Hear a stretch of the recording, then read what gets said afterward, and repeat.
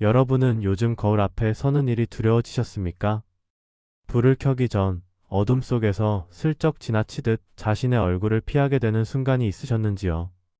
젊었을 때는 거울이 친구였습니다. 오늘 내가 어떤 모습인지 확인하고 조금 더 나은 인상을 만들어 세상에 나갔지요. 그런데 어느 날부터 거울은 심판관이 되었습니다. 눈가에 새겨진 주름, 처진 볼살, 흰머리 사이로 드러나는 투피.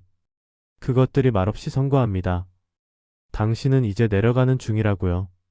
퇴근이라는 단어가 사라지고 퇴직이 일상이 된 어느 아침, 병원 대기표를 뽑으며 하루를 시작하는 순간이 찾아옵니다. 젊은 시절에는 상상도 못했던 풍경이지요.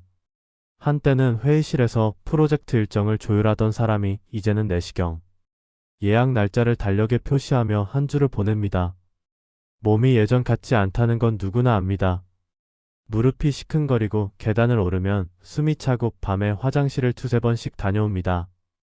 그런데 정작 우리를 무너뜨리는 건 몸의 변화가 아닙니다. 진짜 문제는 마음입니다. 몸이 늙어가는 건 자연의 순리라 받아들일 수 있습니다. 하지만 내가 나를 바라보는 시선이 달라지는 건 그건 견디기가 어렵습니다. 거울 속 자신을 보며 이렇게 중얼거리신 적 있으십니까? 이제 나는 쓸모없는 사람이야. 젊은 사람들 사이에서 민폐만 되는 존재야. 아무도 나를 필요로 하지 않아. 이 말들이 입 밖으로 나오지 않더라도 마음속에서 조용히 자라나고 있다면 이미 위험 신호입니다. 나이가 들면 누구나 고비를 맞습니다. 건강의 고비, 경제의 고비, 관계의 고비. 그런데 가장 먼저 찾아오고 가장 오래 머무르는 고비는 따로 있습니다. 바로 마음의 고비입니다. 내가 나를 어떻게 바라보느냐, 이 하나가 나머지 모든 고비를 넘을 수 있느냐 없느냐를 결정짓습니다. 몸이 아파도 마음이 단단하면 견딜 수 있습니다. 돈이 부족해도 마음이 평온하면 불안에 잠식되지 않습니다. 관계가 멀어져도 마음이 건강하면 외로움에 무너지지 않습니다. 오늘 이야기에서 우리가 함께 붙들고 가야 할 질문이 있습니다. 노년의 가장 큰 위기는 과연 무엇일까요? 돈이 떨어지는 것일까요? 건강이 나빠지는 것일까요? 자식들이 멀어지는 것일까요? 물론 그것들도 힘든 일입니다. 하지만 그보다 더 근본적인 위기가 있습니다. 내가 나를 포기하는 순간 그것이 진짜 끝의 시작입니다. 늙었다는 말이 세상에서 먼저 들려오는 게 아닙니다. 내 안에서 먼저 그 말이 울려 퍼질 때 우리는 진짜로 늙어버립니다. 이 이야기는 그 고비를 어떻게 넘을 것인가에 대한 것입니다. 화려한 성공담이 아닙니다. 대단한 깨달음을 얻은 현자의 이야기도 아닙니다. 우리와 똑같이 흔들리고 넘어지고 그래도 다시 일어서려 애쓰는 평범한 사람의 이야기입니다. 그리고 그 이야기 속에서 우리는 함께 답을 찾아갈 것입니다. 마음의 고비 앞에서 어떻게 방향을 바꿀 수 있는지, 어떻게 나를 다시 일으켜 세울 수 있는지를요. 잠시. 오늘의 이야기 주제가 마음에 드신다면 구독과 좋아요 부탁드립니다. 지금 이 순간에도 거울 앞에서 한숨을 쉬고 계신 분이 있을 것입니다. 괜찮습니다. 그 한숨이 끝이 아닙니다. 오히려 그 한숨이 새로운 시작이 될 수 있습니다. 다만 한 가지만 기억해 주십시오. 늙었다는 말이 먼저 나를 꺾도록 내버려 두지 마십시오. 그 말의 주인은 세상이 아니라 바로 나 자신입니다. 내가 그 말을 어떻게 다루느냐에 따라 남은 인생의 풍경이 완전히 달라집니다. 정호 씨는 올해 62살입니다. 30년 넘게 다니던 회사에서 작년에 퇴직했습니다. 마지막 날 동료들이 작은 송별회를 열어주었고 꽃다발을 받아들고 건물을 나서던 순간을 아직도 기억합니다. 엘리베이터 문이 닫히는 순간 갑자기 가슴이 텅 빈 느낌이 들었습니다. 30년 동안 매일 아침 출근하며 올랐던 그 엘리베이터를 이제 다시는 타지 않을 거라는 사실이 그때서야 실감이 났습니다. 퇴직 후 첫 일주일은 그래도 괜찮았습니다. 밀린 잠도 자고 오랫동안 미뤄두었던 책도 읽고 아내와 근처 공원을 산책하기도 했습니다. 그런데 둘째 주부터 이상한 일이 벌어졌습니다. 아침에 눈을 떠도 일어날 이유가 없었습니다. 어제와 오늘이 똑같고 오늘과 내일도 똑같을 거라는 생각이 가슴을 짓눌렀습니다. 출근하던 시간이 되면 괜히 불안해지고 점심시간이 되면 혼자 밥을 먹는 것이 서글펐습니다. 정호 씨는 이상한 습관을 들이기 시작했습니다. 매일 아침 정장을 차려입고 집을 나서는 것이었습니다. 출근하는 것처럼요. 목적지는 동네 도서관이었습니다. 도서관 열람실 한 구석에 자리를 잡고 앉아 신문을 읽거나 책을 펼쳐놓았습니다. 실제로 읽는 것보다는 펼쳐놓고 있는 시간이 더 많았습니다. 중요한 건 읽는 게 아니었습니다. 집에 있지 않는 것, 아직 무언가를 하는 사람처럼 보이는 것, 그게 중요했습니다. 아내에게도 자식들에게도 말하지 않았습니다. 퇴직하고 뭐 하냐고 물으면 그냥 여기저기 다닌다고 취미생활 찾아보는 중이라고 대답했습니다. 사실은 취미 같은 건 눈에 들어오지 않았습니다.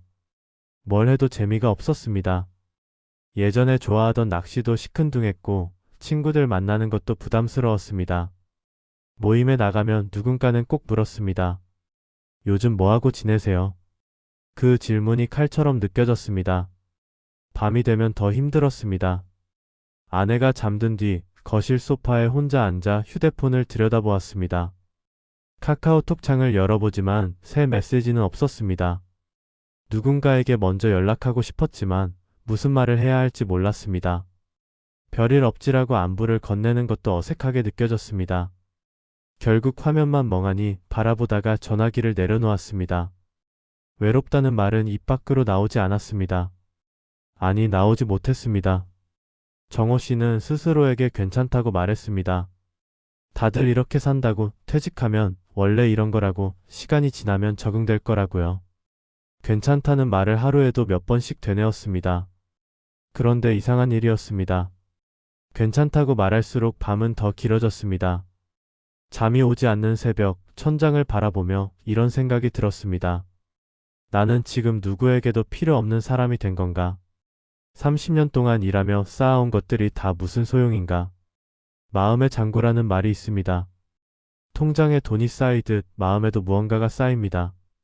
인정받았던 기억, 사랑받았던 순간, 필요한 사람이라는 느낌. 그런 것들이 쌓여서 우리를 지탱해 줍니다. 그런데 퇴직하고 나면 그 잔고가 빠르게 줄어드는 느낌이 듭니다. 새로 채워지는 건 없는데 빠져나가기만 하는 것 같습니다. 정호 씨의 괜찮다는 말은 사실 그 빈 잔고를 감추려는 덮개였습니다. 여러분은 어떠십니까? 정호 씨의 이야기가 낯설게 느껴지시나요? 아니면 어딘가 익숙하시나요? 혹시 지금 이 순간에도 괜찮다는 말로 무언가를 덮어두고 계신 건 아닌지요? 그 말이 진심이 아니라 습관이 되어버린 건 아닌지요? 만약 그렇다면 우리는 지금 같은 고비 앞에 서 있는 것입니다. 그리고 그 고비를 넘으려면 먼저 괜찮지 않다는 사실을 인정해야 합니다. 어느 날 정호 씨는 평소처럼 도서관에 갔습니다. 늘 앉던 자리에 누군가 먼저 와 있어서 어쩔 수 없이 서가 쪽 구석자리에 앉았습니다. 무료하게 책등을 훑어보다가 눈에 들어온 책이 있었습니다. 다산 정약용이 유배지에서 가족에게 보낸 편지를 해설한 책이었습니다. 별 기대 없이 펼쳐들었습니다. 그냥 시간이나 때우자는 생각이었습니다. 그런데 첫 페이지를 넘기자마자 발걸음이 멈추듯 마음이 멈췄습니다. 다산은 전라도 강진으로 유배를 갔습니다. 당대 최고의 학자였던 사람이 하루아침에 죄인이 되어 고향에서 수백 리 떨어진 곳으로 쫓겨난 것이지요. 가족과 생이별을 했고 언제 돌아갈 수 있을지 기약도 없었습니다. 18년이라는 세월을 그곳에서 보냈습니다. 60이 넘어서야 겨우 해배되어 고향으로 돌아올 수 있었습니다. 정호 씨는 생각했습니다. 그 긴 세월 동안 그는 어떻게 버텼을까? 답은 편지 속에 있었습니다. 다산은 유배지에서 무너지지 않았습니다. 오히려 그 시간을 자신을 다듬는 시간으로 바꿔놓았습니다. 아들들에게 보낸 편지에는 이런 말이 있었습니다. 하루를 어떻게 보내느냐가 1년을 결정하고 1년을 어떻게 보내느냐가 평생을 결정한다고요. 불리한 처지에서도 하루의 방향을 놓지 않으면 삶의 결이 달라진다는 이야기였습니다. 정호 씨는 그 문장 앞에서 한참을 멈춰 있었습니다. 자신의 지난 몇 달을 돌아보았습니다. 매일 아침 정장을 입고 도서관에 오긴 했지만 그건 버티는 것이었지 사는 것이 아니었습니다. 괜찮다고 말하며 감정을 덮어두었지만 그건 마음을 돌보는 게 아니라 외면하는 것이었습니다. 형식은 유지했지만 방향은 잃어버린 채 하루하루를 흘려보내고 있었던 것입니다. 그 순간 무언가가 선명해졌습니다. 문제는 퇴직이 아니었습니다. 문제는 나이가 드는 것도 아니었습니다. 진짜 문제는 자신이 자신의 마음을 흩뜨려 놓은 것이었습니다. 세상이 나를 밀어낸 것처럼 느꼈지만 사실은 내가 먼저 나를 밀어내고 있었습니다. 쓸모없다는 생각, 필요 없다는 생각, 이제 끝이라는 생각. 그 생각들이 세상에서 온 게 아니라 자신의 안에서 자라나고 있었던 것입니다. 다산의 상황은 정호 씨보다 훨씬 가혹했습니다. 죄인의 신분으로 낯선 땅에 갇혀 가족도 만나지 못하고 미래도 보이지 않는 상황이었습니다. 그런데 다산은 그 상황에서 마음의 방향을 지켰습니다. 글을 쓰고 책을 읽고 아들들에게 편지를 보내며 하루를 의미 있게 채워갔습니다. 환경은 바꿀 수 없었지만 환경을 바라보는 눈은 바꿀 수 있었습니다. 그것이 차이를 만들었습니다. 정호 씨는 책을 덮으며 생각했습니다. 나는 지금까지 상황 탓을 해왔구나. 퇴직해서 이런 거다. 나이 들면 원래 이런 거다. 어쩔 수 없는 거다. 그렇게 스스로를 위로한다고 생각했는데 사실은 스스로를 가두고 있었던 것입니다. 상황이 아니라 방향이 문제였습니다. 내가 나를 어디로 이끌고 있느냐, 그것이 핵심이었습니다. 노년의 가장 큰 위기는 환경이 아니라 마음의 방향입니다. 돈이 줄어드는 것, 건강이 나빠지는 것, 관계가 멀어지는 것, 이런 것들은 분명 힘든 일입니다. 하지만 그것들이 우리를 무너뜨리는 게 아닙니다. 내가 내 마음을 어디로 향하게 하느냐, 그것이 무너짐과 일어섬을 가르는 진짜 분기점입니다. 정호 씨는 그날 오래된 편지 한 장에서 이 진실을 마주했습니다. 이제 남은 질문은 하나입니다. 그래서 어떻게 방향을 바꿀 것인가요? 정호 씨는 그날 이후 스스로에게 물었습니다. 그래서 나는 어떻게 할 것인가? 알았다고 해서 달라지는 건 없었습니다. 다산의 편지가 감동적이었다고 해서 다음날 아침이 다르게 시작되지는 않았습니다. 여전히 눈을 뜨면 무기력했고 여전히 괜찮다는 말이 입에서 나왔고 여전히 밤이 되면 텅 빈 마음이 밀려왔습니다. 아는 것과 사는 것 사이에는 생각보다 넓은 간극이 있었습니다. 며칠이 지나고 정호 씨는 다시 그 책을 펼쳤습니다. 이번에는 다른 구절이 눈에 들어왔습니다. 다산이 유배 초기에 겪었던 심경을 적은 부분이었습니다. 그도 처음부터 담담했던 것이 아니었습니다. 원망도 했고 분노도 했고 절망도 했습니다. 밤새 잠을 이루지 못한 날도 있었고 모든 것을 포기하고 싶은 순간도 있었습니다. 그런데 그는 거기서 멈추지 않았습니다. 흔들리는 자신을 붙들고 한 걸음씩 방향을 바꿔나갔습니다. 정호 씨는 생각했습니다. 다산도 처음부터 강했던 게 아니구나. 그도 무너졌다. 다만 무너진 자리에서 다시 일어나는 방법을 찾았을 뿐이다. 그렇다면 나도 그렇게 할 수 있지 않을까? 완벽하게 달라지는 게 아니라 조금씩 방향을 튼다면? 한꺼번에 모든 것을 바꾸는 게 아니라 오늘 하나만 다르게 해본다면? 그 생각이 처음으로 희망처럼 느껴졌습니다. 여기서 우리는 중요한 갈림길 앞에 서게 됩니다. 선택지는 두 가지입니다. 첫 번째 선택지는 예전 방식대로 계속 가는 것입니다. 체면을 지키고 괜찮은 척하고 감정을 덮어두고 하루하루를 버티며 시간이 해결해 주기를 기다리는 것입니다. 익숙한 방식이니까 편하게 느껴질 수 있습니다. 하지만 정호 씨는 이미 경험했습니다. 그 방식으로는 밤이 점점 더 길어지기만 했다는 것을요. 두 번째 선택지는 불편하더라도 내 마음을 정면으로 마주하는 것입니다. 괜찮지 않다는 사실을 인정하고 외롭다는 것을 받아들이고 무기력하다는 것을 직시하는 것입니다. 이것은 쉽지 않습니다. 오히려 처음에는 더 힘들 수 있습니다. 그동안 덮어두었던 것들이 올라오기 때문입니다. 하지만 이 방식만이 진짜 변화의 시작이 될 수 있습니다. 핵심 메시지는 이것입니다. 나를 소모시키는 방식으로는 더 이상 살 수 없습니다. 버티는 것과 돌보는 것은 다릅니다. 버티는 것은 내 안의 문제를 외면하며 시간을 보내는 것이고 돌보는 것은 내 안의 문제를 마주하며 방향을 바꾸는 것입니다. 정호 씨는 30년 넘게 직장에서 책임을 다하며 버텨왔습니다. 이제는 자기 자신에게 그 책임을 돌릴 때가 되었습니다. 여러분은 지금 어떤 선택지 앞에 서 계십니까? 예전 방식이 더 편하게 느껴지시나요? 그렇다면 한 가지만 여쭤보겠습니다. 그 방식으로 지난 몇 달 혹은 몇 년을 보내면서 마음이 정말 편해지셨습니까? 밤이 짧아지셨습니까? 아침이 기다려지셨습니까? 만약 그렇지 않다면 지금이 방향을 바꿀 때입니다. 한 줄 교훈은 간단합니다. 버티는 나에서 돌보는 나로. 이 전환이 모든 것의 시작입니다.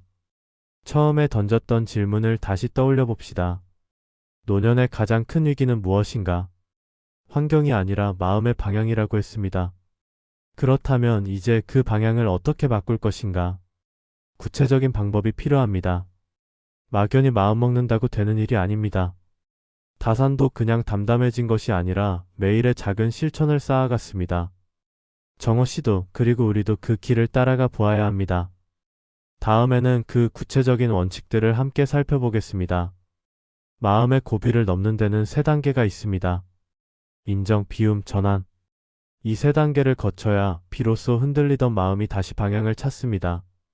추상적인 말처럼 들릴 수 있으니 하나씩 구체적으로 풀어보겠습니다. 정호 씨가 실제로 시도했던 방법들을 따라가면서요. 첫 번째 단계는 인정입니다. 자신의 감정에 이름을 붙이는 것입니다. 정호 씨는 오랫동안 자기 감정을 뭉뚱그려 괜찮다는 한 단어로 처리해왔습니다. 하지만 괜찮다는 말 안에는 수많은 감정이 뒤섞여 있었습니다. 외로움, 불안함, 허무함, 서운함, 두려움. 이 감정들이 제각각 목소리를 내고 있는데 괜찮다는 말로 모두 덮어버리니까 오히려 더 크게 소리를 질렀던 것입니다. 정호 씨는 작은 노트를 하나 샀습니다. 그리고 밤에 잠이 오지 않을 때마다 그 노트를 펼쳐 지금 내 마음이 어떤지 한 단어로 적어보기로 했습니다. 처음에는 어색했습니다. 60이 넘어서 감정일기를 쓰다니 스스로 우스워 보이기도 했습니다. 그런데 며칠 지나지 않아 변화가 생겼습니다. 오늘은 외롭다, 오늘은 막막하다, 오늘은 화가 난다. 이렇게 이름을 붙이고 나면 그 감정이 폭풍처럼 밀려오는 게 아니라 구름처럼 지나갔습니다. 인정의 두 번째 측면은 자기 상태를 있는 그대로 받아들이는 것입니다. 이 나이에 왜 이러나, 남들은 잘만 사는데 나만 왜 이러나, 이런 생각이 들 때가 있습니다. 하지만 그 생각이 오히려 마음을 더 힘들게 만듭니다. 정호 씨는 이런 생각이 올라올 때마다 다르게 말하기로 했습니다. 이 나이에 왜 이래, 대신 지금 내가 지친 거야. 남들은 잘만 사는데 대신 나는 나름대로 버텨온 거야. 이 작은 말 바꾸기가 생각보다 큰 차이를 만들었습니다. 두 번째 단계는 비움입니다. 과거에 대한 미련, 피교, 원망을 내려놓는 것입니다. 정호 씨에게도 붙들고 있는 것들이 있었습니다. 왜 더 일찍 준비하지 않았을까? 왜 그때 그 선택을 했을까? 왜 나는 저 사람처럼 못됐을까? 이런 생각들이 밤마다 찾아와 마음을 갉아먹었습니다. 정호 씨는 하루에 하나씩 내려놓는 규칙을 만들었습니다. 아침에 일어나면 종이에 한 가지를 적었습니다. 오늘 내가 내려놓을 것. 어제의 후회, 30년 전의 선택에 대한 미련, 친구에 대한 서운함. 이런 것들을 하나씩 적고 그 종이를 접어 서랍에 넣었습니다. 다시 꺼내보지 않겠다는 약속과 함께요. 이것이 바로 비움의 시작이었습니다. 비움의 또 다른 측면은 관계 정리입니다. 정호 씨는 퇴직 후에 옛 인맥을 어떻게든 유지하려고 애썼습니다. 모임에 나가고 연락을 돌리고 만남을 잡으려 했습니다. 하지만 그럴수록 지쳤습니다. 마음이 쉬는 만남은 별로 없고 껍데기뿐인 인사만 오갔습니다. 정호 씨는 생각을 바꿨습니다. 관계는 넓히는 것이 아니라 마음이 쉬는 한 사람을 남기는 것이다. 모든 사람과 잘 지내려 하지 말고 진짜 나를 이해하는 한두 사람과 깊이 만나자. 이것이 비움의 본질이었습니다. 세 번째 단계는 전환입니다. 같은 하루라도 어떤 눈으로 보느냐에 따라 완전히 다른 하루가 됩니다. 정호 씨는 지금까지 자신의 하루를 쓸모의 눈으로 봐왔습니다. 오늘 무슨 생산적인 일을 했나? 누군가에게 도움이 됐나? 성과가 있었나? 이런 기준으로 하루를 평가하니 아무것도 하지 않은 날은 실패한 날이 되어버렸습니다. 정호 씨는 눈을 바꿔보기로 했습니다. 쓸모 대신 의미를 보기로요. 오늘 나는 무엇을 느꼈나? 무엇이 마음에 남았나? 작은 것이라도 감사한 것이 있었나? 이런 질문을 던지니 아무것도 하지 않은 것처럼 보였던 날도 나름의 의미가 있었습니다. 공원에서 바람을 맞은 것, 아내와 함께 조용히 저녁을 먹은 것, 창밖으로 노을을 본 것, 이런 것들이 의미의 눈으로 보면 전부 살아있는 시간이었습니다.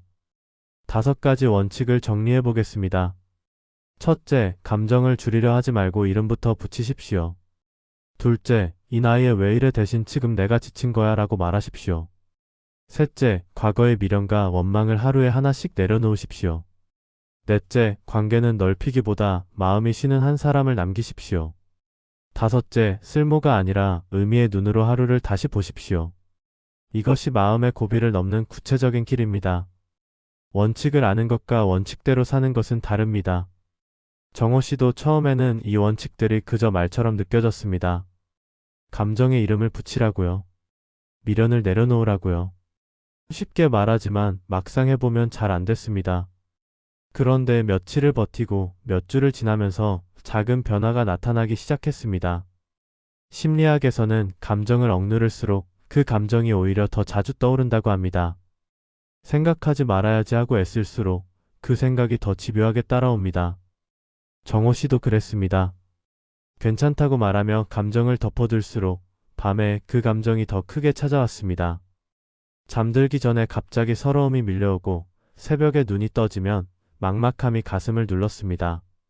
그런데 감정의 이름을 붙이기 시작하자 달라졌습니다.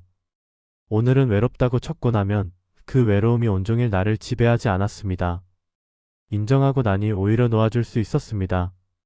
감정이 폭풍처럼 몰아치는 게 아니라 날씨처럼 지나갔습니다.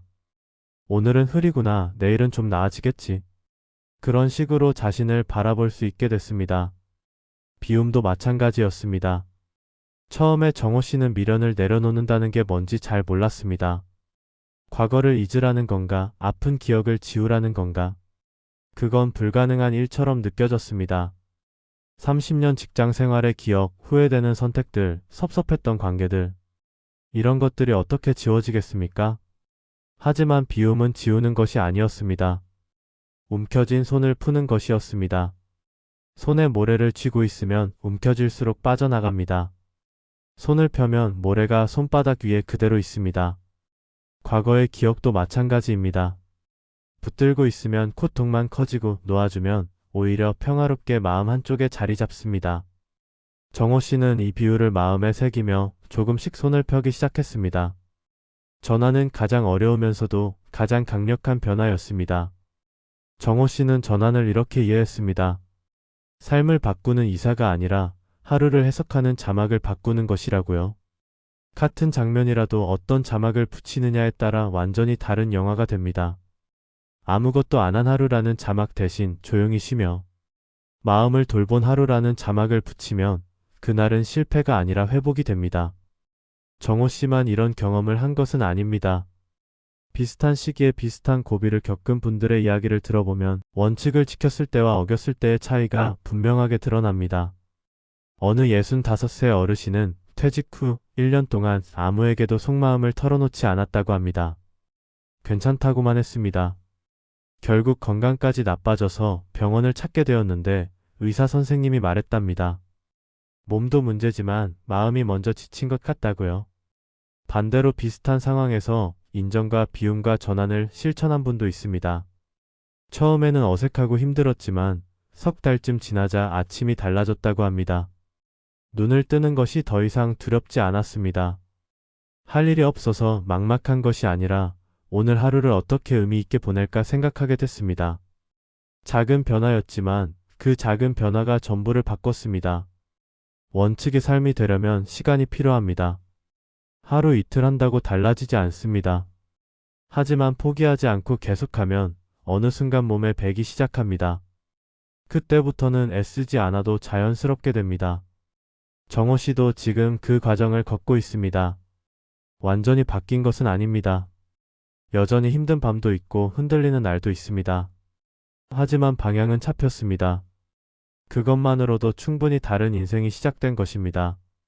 지금까지 우리는 마음의 고비를 넘는 원칙들을 살펴보았습니다. 인정, 비움, 전환. 이 세 단계가 구체적으로 어떻게 작동하는지도 함께 보았습니다. 하지만 원칙을 넘어서 한 가지 더 중요한 것이 있습니다. 그것은 태도입니다. 어떤 태도로 나이 들어가느냐, 이것이 결국 모든 것을 결정짓습니다. 정호 씨는 퇴직 후 오랫동안 스스로를 채찍질했습니다. 왜 이렇게 무기력하냐? 왜 이것밖에 못하냐? 왜 남들처럼 씩씩하게 살지 못하냐?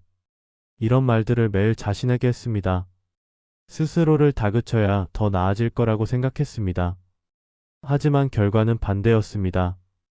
채찍질할수록 더 움츠러들었고 더 무기력해졌습니다. 어느 날 정호 씨는 문득 이런 생각이 들었습니다. 만약 내가 아닌 다른 사람이 지금 나처럼 힘들어하고 있다면 나는 그 사람에게 이렇게 말할까? 왜 그렇게 못하냐고, 왜 그것밖에 안 되냐고 혼낼까? 아마 아닐 것입니다. 괜찮다고, 충분히 힘든 상황이니까 지치는 게 당연하다고, 그래도 잘 버티고 있다고 말해줄 것입니다. 그런데 왜 나에게만은 그렇게 말하지 못할까요? 이것이 자기 존중의 시작점입니다. 존중은 남이 주는 것만이 아닙니다. 내가 나에게 먼저 주는 것입니다. 세상이 나를 인정해주지 않아도, 가족이 나를 알아주지 않아도 나만큼은 나를 존중해줘야 합니다. 그래야 버틸 수 있습니다. 그래야 다시 일어설 수 있습니다. 정호 씨는 자신을 바라보는 눈을 바꿔보기로 했습니다. 더 강해지려 애쓰는 대신 더 부드럽게 나를 지키기로 했습니다. 오늘 힘들었으면 힘들었다고 인정하고, 잘한 것이 있으면 잘했다고 스스로 말해주기로 했습니다. 처음에는 쑥스러웠습니다. 혼자서 거울을 보며 오늘도 수고했어라고 말하는 것이 어색했습니다. 하지만 며칠 계속하자 이상하게 마음이 놓였습니다. 다산도 비슷한 길을 걸었습니다.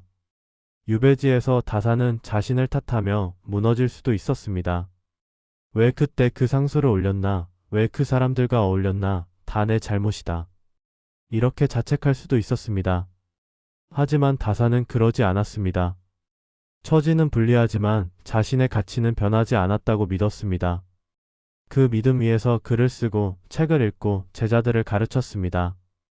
고립의 시간을 자기를 세우는 시간으로 바꿔놓았습니다. 여러분은 이미 충분히 버텨오셨습니다. 이 말을 꼭 기억해 주십시오. 여기까지 오신 것 자체가 대단한 일입니다.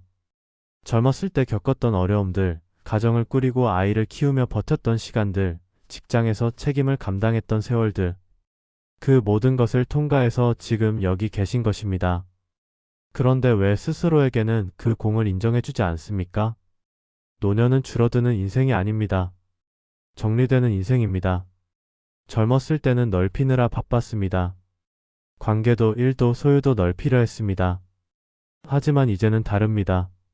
정말 중요한 것만 남기고 나머지는 놓아주는 시간입니다. 그래서 오히려 더 본질적인 삶을 살 수 있습니다. 불필요한 것에 시간을 빼앗기지 않고 진짜 가치 있는 것에 마음을 쓸 수 있습니다. 마지막으로 이 문장을 가슴에 새겨주십시오. 지금 흔들린다는 건 아직 포기하지 않았다는 증거입니다. 완전히 포기한 사람은 흔들리지도 않습니다. 그냥 멈춰버립니다. 흔들리고 있다는 건 아직 방향을 찾으려 애쓰고 있다는 뜻입니다. 아직 살아있다는 뜻입니다. 아직 가능성이 있다는 뜻입니다. 그러니 흔들리는 자신을 부끄러워하지 마십시오. 오히려 자랑스러워하셔도 됩니다. 이제 이야기의 끝에 다다랐습니다. 하지만 끝이 아니라 시작입니다. 여러분의 진짜 시작 말입니다. 지금까지 함께 나눈 이야기들이 그저 듣고 지나가는 말이 되지 않도록 오늘 당장 해볼 수 있는 작은 행동을 제안하려 합니다. 첫 번째입니다. 오늘 밤 잠들기 전에 종이와 펜을 꺼내 주십시오. 그리고 딱 2줄만 적어 보십시오. 첫 번째 줄에는 내가 붙들고 있는 미련 한 가지를 적으십시오. 퇴직한 회사에 대한 미련이든 지나간 관계에 대한 미련이든 다시 돌이킬 수 없는 선택에 대한 미련이든 상관없습니다. 무엇이든 좋습니다. 두 번째 줄에는 내가 내려놓을 원망 한 가지를 적으십시오. 누군가에 대한 서운함이든 세상에 대한 분노든 나 자신에 대한 자책이든 좋습니다. 이 2줄을 적고 그 종이를 접어서 서랍에 넣으십시오. 다시 꺼내지 마십시오. 두 번째입니다. 내일 아침 눈을 뜨면 가장 먼저 할 행동 하나를 지금 정해 두십시오. 거창한 것이 아니어도 됩니다. 동네 한 바퀴 산책 10분, 오랫동안 연락하지 않았던 친구에게 안부 문자 한 통, 창문을 열고 깊게 숨쉬기. 이 정도면 충분합니다. 중요한 것은 내일을 시작하는 방식을 오늘 밤에 내가 결정한다는 것입니다. 이것이 방향을 잡는 첫걸음입니다. 이 이야기의 처음으로 돌아가 봅시다. 우리는 거울 앞에서 무너지는 밤에 대해 이야기했습니다. 늙었다는 말이 먼저 나를 꺾는 순간에 대해 말했습니다. 노년의 가장 큰 위기는 환경이 아니라 마음의 방향이라고 했습니다. 그때 던졌던 질문이 기억나십니까? 내가 나를 어떻게 바라보느냐, 그것이 남은 인생의 풍경을 결정짓는다고요. 정호 씨는 그 질문 앞에서 답을 찾아가는 중입니다. 완전히 바뀐 것은 아닙니다. 여전히 밤에 뒤척이는 날도 있고 외로움이 밀려오는 순간도 있습니다. 하지만 예전과는 다릅니다. 그 감정들이 찾아와도 덮어두지 않습니다. 이름을 붙이고 인정하고 지나가게 둡니다. 과거의 미련에 매달리지 않습니다. 하나씩 내려놓으면서 손이 가벼워지는 것을 느낍니다.